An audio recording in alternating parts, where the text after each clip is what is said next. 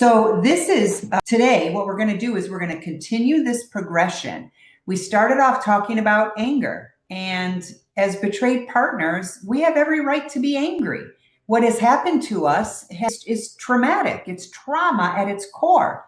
It's, easily, I would say out of the top 3 most devastating traumas an adult can experience, betrayal has to be up there. There's so many unique things about being betrayed. One of those unique things is we lose our identity. And that is what I want for you to understand today. That loss of identity is huge. We not only do we have to look at our partners differently, because it's like, wait a minute, who were you, right? We lose the identity that we thought they had. But deeper than that, we lose our own identity, don't we? Who am I? How could I have been bamboozled? How could I have been tricked? Am I not a wife anymore? Am I not a husband anymore? Because we do have some men who have been betrayed that are part of the inner circle as well. What if I end up getting a divorce? Who am I going to be?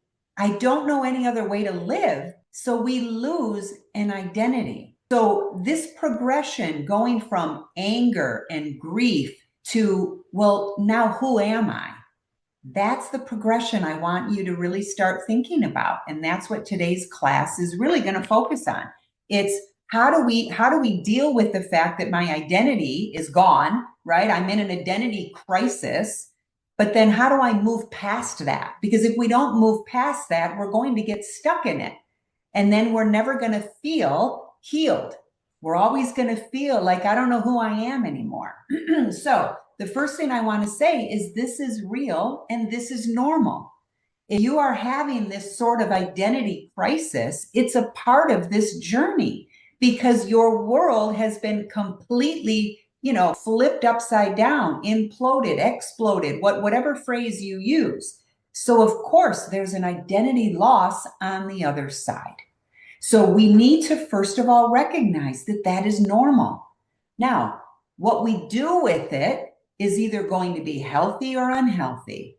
But I just want to validate betrayed partners because sometimes they don't have words. That's one of the big things that I usually hear from the public is like, I give people the words for what they didn't know how to say, right? Or I give them the words for how they're feeling. So if you have those feelings and you didn't have the words for them, then I hope you see that it really is an identity crisis. Who am I?